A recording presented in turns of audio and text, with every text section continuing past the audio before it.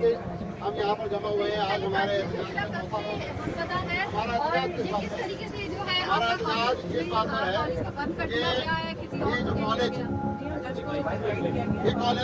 जो सरकार ने बना के दिया, सरकारी तामीरात हुई, ऑफिशियल कॉलेज इंतजामिया मिनिस्ट्री ऑफ एजुकेशन के हैंडओवर किया और उसके बाद अचानक ये पता चलता है कि ये तो यहाँ पर तो क्रिकेट एकेडमी बनेगी, यहाँ पर तो क्रिकेट खेली जाएगी, यहाँ तो गर्ल्स कॉलेज के सामने गर्ल्स कॉलेज में है वो लड़के क्रिकेट खेलेंगे। हमारी जवान बच्चियाँ वहाँ पढ़ती हैं। 100 कदम के फासले पर KCC का क्रिकेट ग्राउंड है, बेहतरीन ग्राउंड बना हुआ है। कॉलेज के पीछे मेहंदी हसन पार्क है, क्रिकेट खेलने के लिए वहाँ जाइए। ये बच्चियों का कॉलेज है, यहाँ बच्चियों को पढ़ने दें। सिर्फ 9 क्लासरूम है।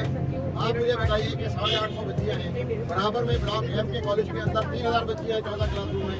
हमें यहाँ पर मजीद क्लासरूम चाहिए, हमें खेल का ग्राउंड नहीं, हमें मजीद तालीम के लिए क्लासरूम चाहिए।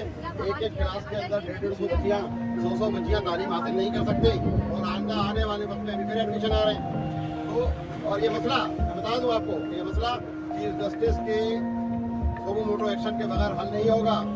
ये कानूनी दावपेच के अंदर उलझाकर इस 7 एकड़ का ग्राउंड हथियाने की कोशिश की जा रही है। एक मुकम्मल फैसले के तहत जो है बच्चों को कॉलेज का मेन गेट इस्तेमाल करने से रोक दिया गया है और प्रिंसिपल को जो मुद्दई है कंटेम्प्ट का नोटिस दिया गया है।